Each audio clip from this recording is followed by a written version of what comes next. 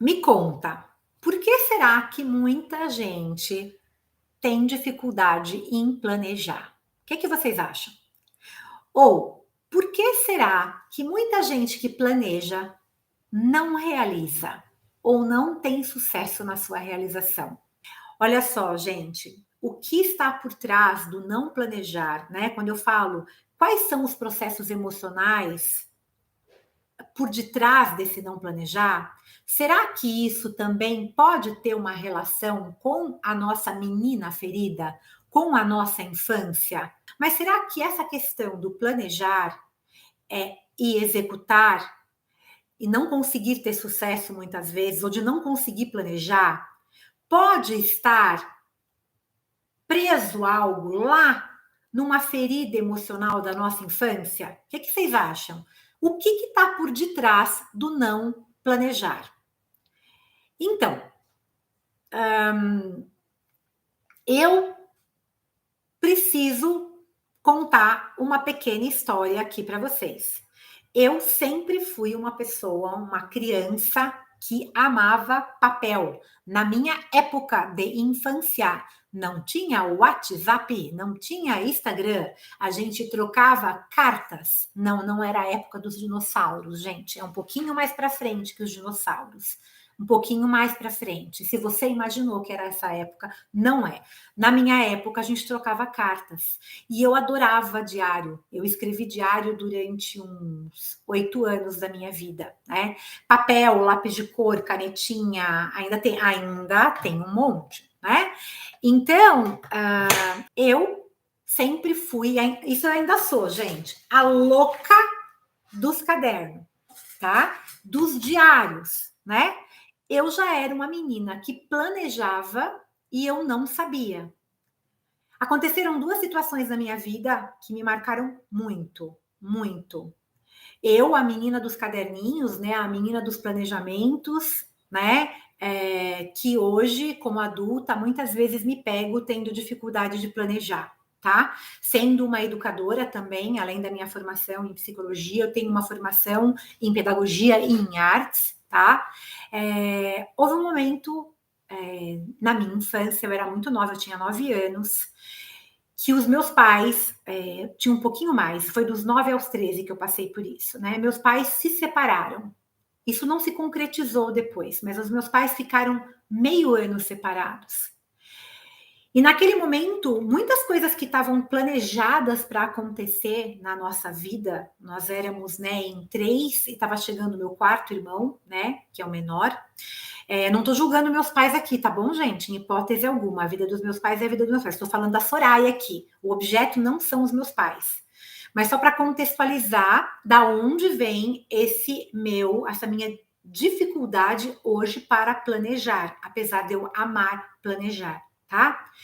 Então, naquele momento que aconteceu tudo isso, muitas coisas que estavam planejadas na nossa família, como férias de final de ano, que todo ano a gente ia para Socorro, a gente ia para Boracéia, não aconteceu. Tudo aquilo que estava ali marcado para acontecer, não aconteceu. Então, mais ou menos, o que rolou com a Soraya? Meu mundo caiu e me fez ficar assim.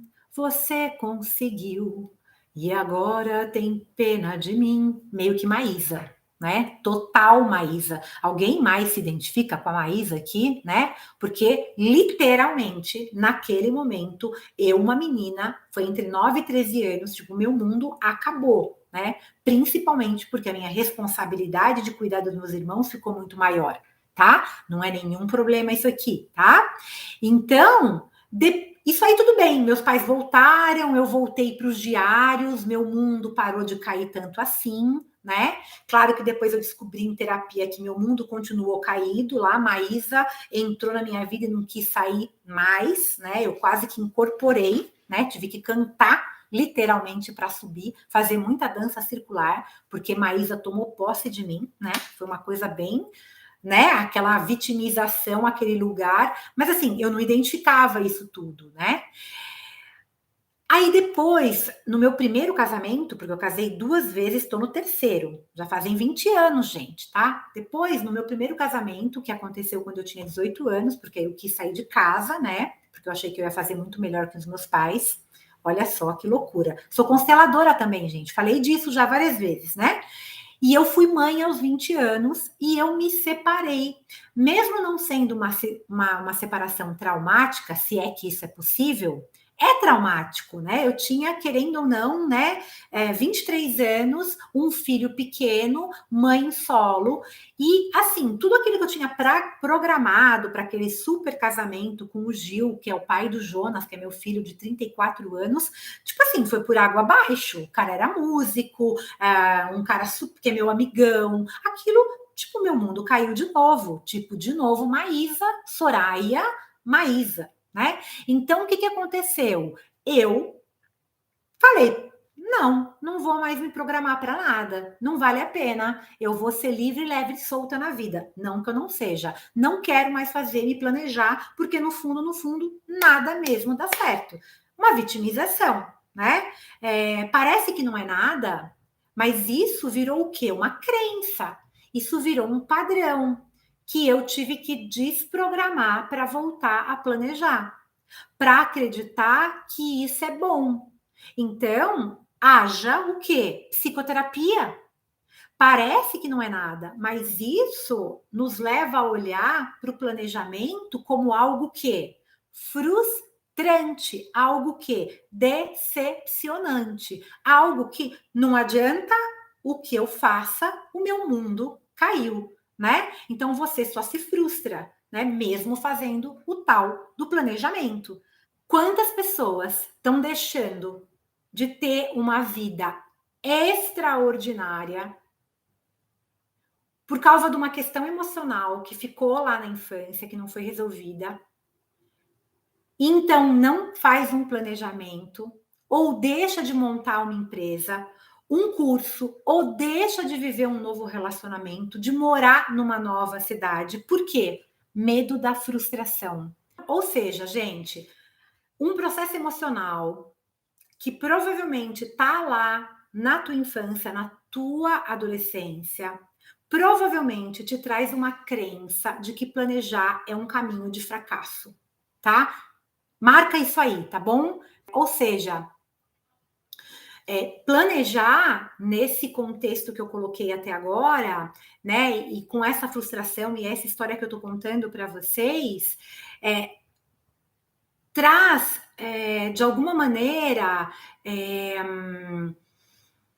uma conexão com uma destruição de um sonho que eu construí, né? Então, o que está por detrás do não planejar pode ser uma ferida da tua infância, da tua adolescência, porque sim, quase tudo que impacta os nossos resultados, e isso é experiência, não sou só eu que estou falando, tem conexão com um processo emocional da infância, sim. E aqui a questão não é culpar os nossos pais, e sim tomar a responsabilidade da nossa vida.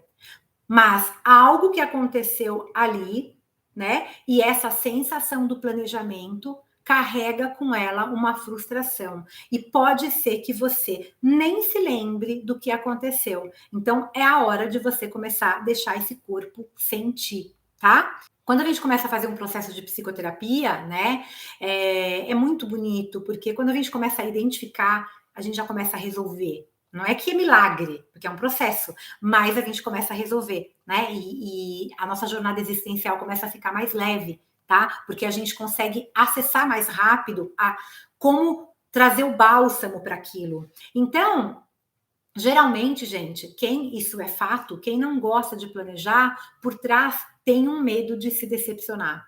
Talvez nesse momento não faça o menor sentido para você. Mas a partir de agora, você pode ter certeza que quando você for fazer o teu planejamento ou revisitar o teu planejamento, né, ou observar lá no futuro, olhar para o planejamento do ano anterior, você pode trazer uma memória, pode trazer um incômodo. Por quê? porque eu estou trazendo o quê? Uma luz para isso aqui. Isso é o processo psicoterapêutico. Eu estou trazendo algo que se aplica a todas nós, porque todas nós, né, provavelmente passamos por alguma coisa. Então, o planejamento ou a ausência de planejamento carrega uma dor por detrás. Ah, mas Soraya, pode, né, ter algum caso disso que não veio da infância? Às vezes a gente não encontra o fato, porque foi algo muito pequenininho, né? Mas para uma criança, nada é pequeno.